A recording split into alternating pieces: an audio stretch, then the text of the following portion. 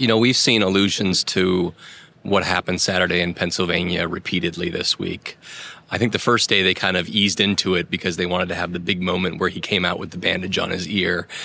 Which we've done reporting that people in the audience are also now wearing their own bandages. This the wardrobe item of the convention.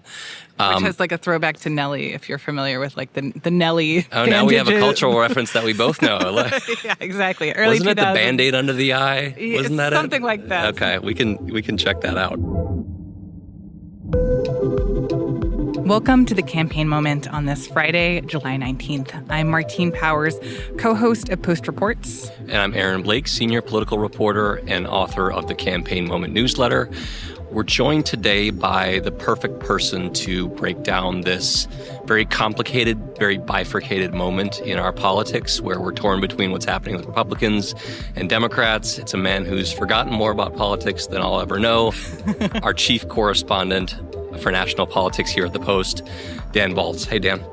Hey, Aaron. Dan, thank you so much for being here. Nice to be here. Quite a week. No kidding. And of course, we are all here in Milwaukee, where the Republicans have just wrapped up their national convention.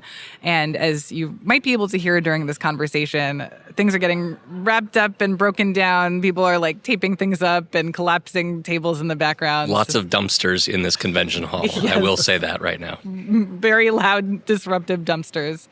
So right now we're sitting here just a little bit before midnight on Thursday, and Donald Trump has formally accepted his party's nomination to be president.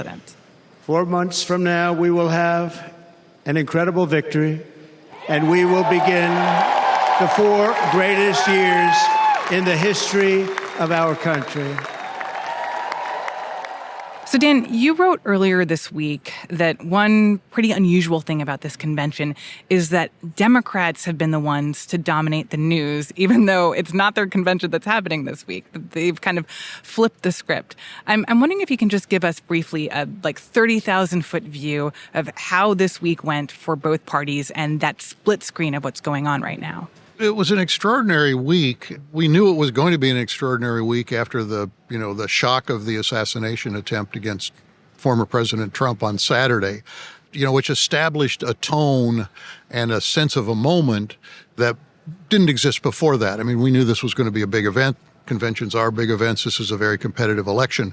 But that set a tone. And what we saw from that moment on was a Republican Party that came together as we've seen only a handful of times at national conventions. This is a party that came in pretty united and left, I think, even more united. And all of the unity is around the former president. I mean, this is not a unity of ideas and issues. This is all about Donald Trump. And that made it interesting. And throws into relief what's happening with Democrats right now at this moment of chaos and division. That's exactly right. And kind of right in the middle of all of what the Republicans were doing to help themselves, the Democrats, inadvertently waded into the middle of this story this week. We got this resurgence of reports that one senior party leader after another had in one way or another conveyed to President Biden that he was in danger of taking the whole party down to a broad defeat, that in one way or another he had to consider whether he should stay in the race. Safe to say this was not an easy, chill week for the Democrats. We're going to get into all of that later in the show about the Democrats, the diminishing support for Biden's candidacy. And of course, if you're listening via Post Reports, please follow the Campaign Moment podcast feed because we've had so much analysis about Democratic infighting over there. But first, I want to stick with the GOP for a bit. We just heard the first speech that Donald Trump has given since the assassination attempt. Aaron, what did you make of this speech? It was really 2 different speeches, I thought, and these speeches are about doing things for political effect. It was clear that that was the goal here. And he spent about 15 minutes talking in detail about what happened on Saturday in Pennsylvania. It was truly a moment-by-moment, play-by-play. And he really set it up like that. He said, I'm going to only talk about this once because it's too painful. It was a warm, beautiful day in the early evening in Butler Township in the great Commonwealth of Pennsylvania. A lot of it was familiar to those of us who are following this story and kind of have seen the video and know what the play-by-play was. When I heard a loud whizzing sound and felt something hit me really, really hard on my right ear. He talked about how he was reacting in the moment. It can only be a bullet, and moved my right hand to my ear, brought it down. My hand was covered with blood. He memorialized the firefighter who was killed that day, Corey Comparator. He talked about the two people who were shot. He had Comparator's firefighter uniform. He kissed the helmet. And then I think the moment that really stood out to me was when Trump said, "I'm not supposed to be here." I'm not supposed to be here tonight. Not supposed to be here. Yeah.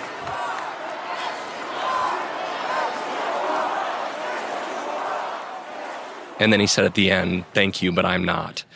He wrapped that all up by talking about the theme that was supposed to be the theme this week, which is unity and bringing people together.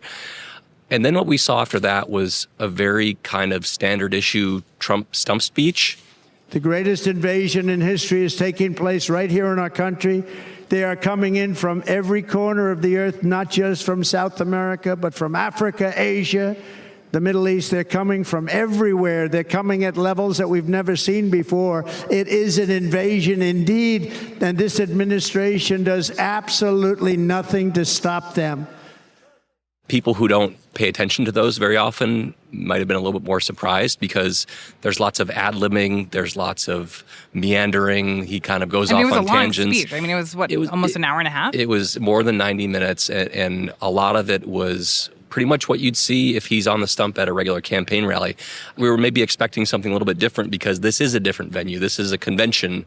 You generally want to have something thematic and very tied together, and this was just kind of like a speech that we've seen a lot of times before. And you have to wonder how people who maybe don't watch those speeches or tune in very much, what they might have thought after maybe being grabbed by those first 15 minutes. Dan, what did you make of the speech?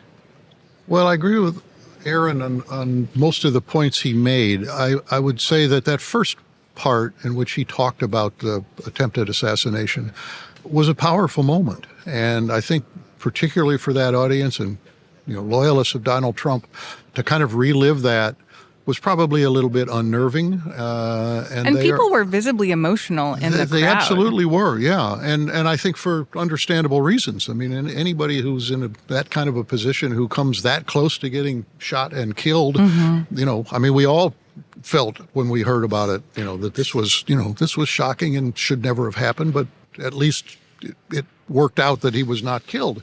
I think that there was predictability in the other two kind of themes, one of unity. He said things about uniting the country that he doesn't normally say, or he said it in somewhat more detail than he says ever. But then part of the structure of this whole convention was to prosecute a case against the record of President Joe Biden. And he went through that in great detail. He went through it in ways he does on the campaign trail.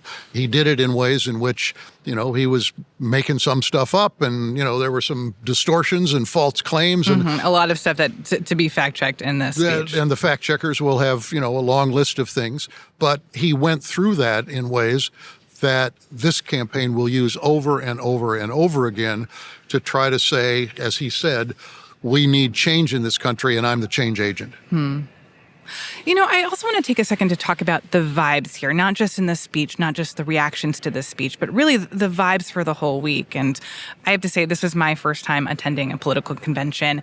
And maybe this is the fact that I haven't seen how excited people can be at a convention before. And Dan, I'd be curious to hear comparisons between your experience of this one and conventions that you've covered in the past. But to me, it just felt like this idea that Trump had escaped with his life on Saturday infused this whole week with a really palpable sense of not only excitement, but almost giddiness. I talked to people milling around outside the convention, and people told me again and again, this is divine intervention. This is God saying, Trump should be the next president. I heard from Rusty Vai from West Tennessee, who got emotional as he was talking about, what it meant to see Trump here. We're here to celebrate a man who, in my opinion, shouldn't be here. We were fortunate, not we, just the country in general was fortunate that he survived such an attack, and we just hope to bring people together and let's stop all the hate. You know what I mean? I talked to Paul Ramirez from LA, who said, that this was a game-changing moment. The Republican Party has always had a bit of a fracture with Donald Trump because he is controversial. The shooting on Saturday, which is terrible and unfortunate, has coalesced us. We are united and we're galvanized behind Trump. And it really seemed to kind of build on the confidence that Republicans have right now. It's a feeling that, this is Trump's race to lose and that everything is lining up in their favor. And that really speaks to this being a pretty remarkable moment for them. Well, I think you put your finger on what's different, and that is that the assassination attempt changed the nature of this convention. As you say, there are lots of people here who think there was something providential about all of this and who genuinely do believe that God was there to protect Donald Trump. And I think that brought people even closer to Trump. Now, we know that, throughout his prior presidency and over the last several years, he's reshaped the party in his own image. And I think it's just important for people to understand that, this is not a convention about the Republican Party. This is a convention that, at least the impression that I got from walking around and just seeing the posters and the merch, this is purely about Trump. Yeah, the fanatical supporters. I mean, there is a divide in the Republican Party, but you don't see the Republican Party that's resistant to Trump is not here. This is all about Trump. And you don't see people complaining about things that the Trump campaign's moves on abortions or things like that. It's been very much a MAGA convention, I would say. And I don't want to go too far down on this path, but I did find it notable in the conversations that I had with people. I made sure to bring up this question of abortion because there was reporting around, some differences in the Republican Party platform and the extent to which, largely because of Trump, they're moving away from being kind of adamantly pro-life or looking for a national ban on abortion. And it was just very interesting to me to see all these people who were I'm pro-life, but I get it. And I know it's complicated and we'll get to a national ban eventually, but it's not really important right now. And we're kind of happy to leave it alone. And it's just amazing that would not have been what you would have heard at a Republican National Convention 4 or 8 years ago. It's a case in point for how much this party is, and especially this convention crowd, is devoted to Trump. The idea that an issue that drives as much passions as abortion, which, much of the Republican Party regards as being murder, tantamount to murder, that would not be a bridge too far for them to water down the platform on that. That signifies how much the party is about Trump the man, and the details are kind of fungible underneath that. The only thing I would add to that, and I agree with what Aaron said, is that this is also a Republican Party that wants to win this election. Yep. And they believe that Donald Trump is the best person to be able to do that. I mean, they think that he's the person best situated to take them back to the White House.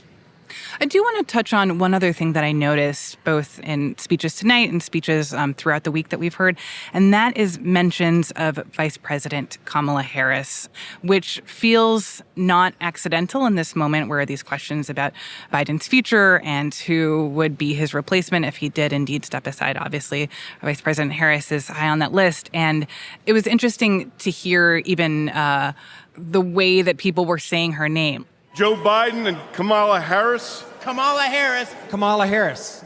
Kamala Harris, the border czar. What a joke. Our border czar, Kamala Harris. That means so bad. We reported that nearly half of the references to Kamala in these speeches, they mispronounced her name. What did you make of those moments where Harris gets brought up? And how do you hear Trump and Trump allies kind of raring for what will need to shift if they have to campaign against a different candidate? Yeah, it's an interesting setup because Republicans had the floor basically for 4 days to drive a message in this campaign. And they did so not being totally sure who their opponent in the general election was going to be. There's some thought that President Biden, having drawn this out and potentially dropping out after the convention, could help Democrats because it means that Harris didn't get a lot of incoming during the convention. There was a lot more focus on Kamala Harris at this convention than 4 years ago. My colleague Philip Bump did a statistical analysis looking at the transcripts of the two conventions. And I think towards the end of this week, especially as we saw the growing questions about whether Biden's going to continue increase, we saw them talking about her more. Today, there was talk by Trump advisors about the idea that, Harris taking over for Biden would be undemocratic. They're kind of trying to get their noses in on this story a little bit. They are confronting the uncertainty that a lot of us are confronting right now, and that's what this campaign's actually going to look like in November. In some ways, it's a kind of an insurance policy. It's to lay down some markers that can be used later. But they're in a quandary. In many ways, they've been preparing to run against Joe Biden. They would prefer to run against him. They may say that they think Vice President Harris would also be easy to defeat or not that difficult to defeat. But no one knows that. President Biden is much more of a known quantity as a national campaigner than she is. And so they needed to begin to link her to everything about the Biden administration's record that they think people don't like. Especially because it felt like one of the overriding messages of this week is that Trump is strong, Biden is weak, and that they have the debate performance, the fact that Biden has COVID, and that, that you already heard that kind of playing into how he is just not that voice of strength that America needs, but like up against Kamala Harris, who's younger than Trump and has different strengths. You have questions about how that would play out. So let's take a quick break here, and then when we come back, more and more details are emerging about the pressure campaign to get Joe Biden to drop out of the race. We will dive into that in just a second.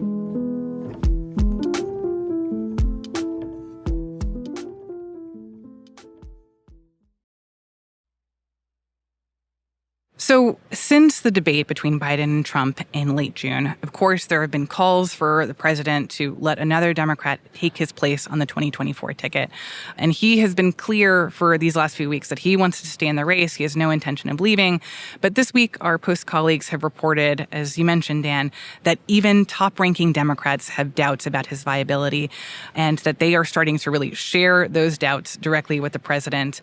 Can you guys just run down what has been reported and what we've learned as of Thursday night about who is trying to get him to step aside and how they're doing it? At this point, our colleagues Tyler Pager and Michael Shearer reported that former President Obama also feels that there's probably no viable path for President Biden in the campaign. Chuck Schumer, the leader of the Senate Democrats, paid a visit to Delaware to talk to the president. Hakeem Jeffries, the leader of the House Democrats, had a meeting with him a week ago to convey the feelings of the Democrats in the House. And Nancy Pelosi, the former speaker, has had conversations, or at least one conversation, and I can't recall kind of how many we've enumerated, but she's had conversations with the president where she's conveyed concerns that they would not win back the House and they could lose the Senate. This is obviously unprecedented. It's also extraordinary, that they have gone ahead and done this, that they have taken the steps to deal with this directly and to put it in front of him in a one-on-one meeting. But it's also extraordinary that he has continued to hold out. Yeah, even as of Thursday morning, we had the deputy campaign manager saying, he was asked about this and he says, I don't want to be rude, but I don't know how many times we can say this. President Biden is staying in this race. Yes.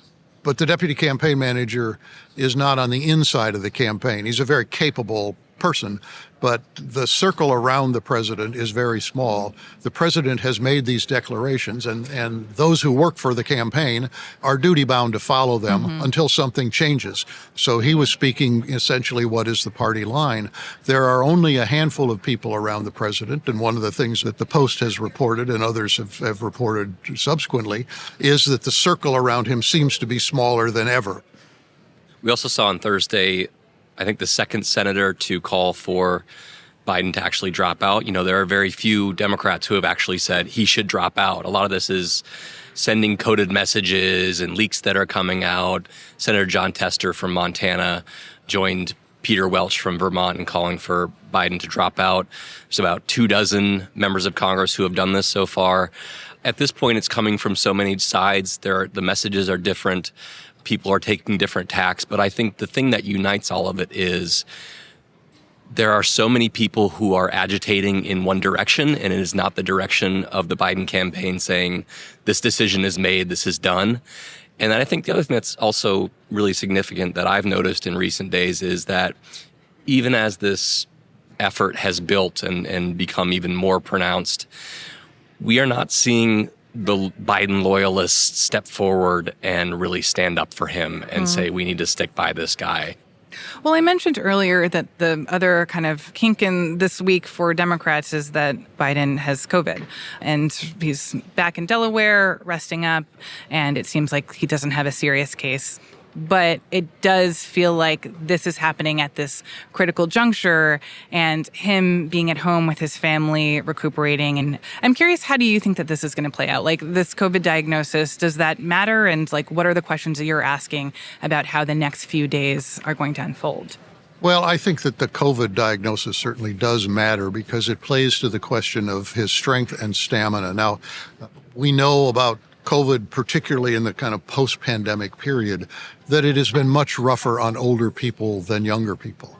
Lots of people get it. We know people all summer have been getting it, and not just older people. But when it strikes somebody who is 81, almost 82 years old, there is a higher level of concern about that because of the impact that it could have. Now, every indication we have, again, is that it is a mild case, as you said, and that he's on Paxlovid and presumably will bounce back fairly quickly.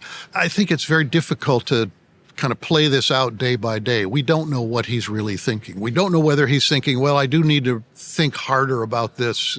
I've said I'm going to be a candidate, but people don't seem to think they agree with that. Maybe I should think about it.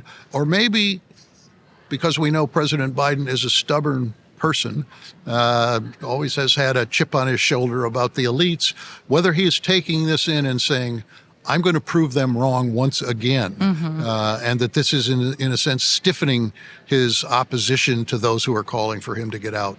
Even though those calls are getting louder and louder. They are, but there's been an ebb and flow to this, and there's been days when it looked like he was kind of, hanging by a thread, and then there are other days when it looks like he's pushed it back. We're in a phase right now where it's moving. It seems to be moving strongly against him, but we're going to have to just watch and wait.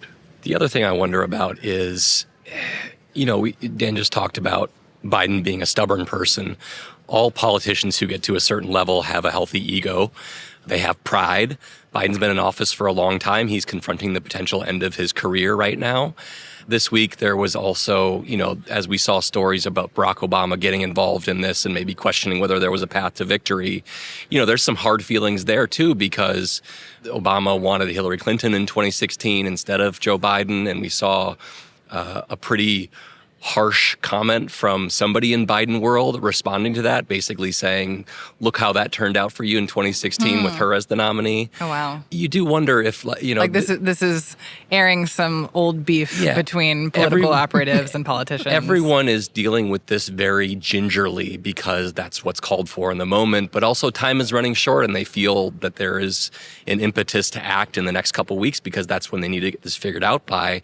And we're just kind of seeing that as we get closer to a potential, decision or kind of the rubber meeting the road, like more desperate measures can get people more dug in and lead to more hard feelings. It's just going to be really interesting to watch. I think part of the dynamic has been that the Democrats do not want to embarrass President Biden. They have been hopeful that he would come to a decision himself. But now that the window is getting smaller. But we are now reaching a point where there is not a lot of time left between now and the Democratic convention. We're a month away from that in a few days. So people recognize that, time is running short to resolve this. And the question is, how does President Biden see that? What is he thinking about that? Does he even factor in those kinds of considerations? Does it matter to him about the timing of some of these things? We don't know the answers to those questions. That seems like the question that we're going to be asking for the next few hours and days as this all unfolds. I think we have to end it there, but thank you guys so much for being here. Thank you. Thank you. Dan Balz is chief correspondent covering national politics for The Post, and Aaron Blake is a senior political reporter and author of the Campaign Moment newsletter. And Aaron, what should they do? Always subscribe to the Campaign Moment newsletter. Yes, we love to hear it.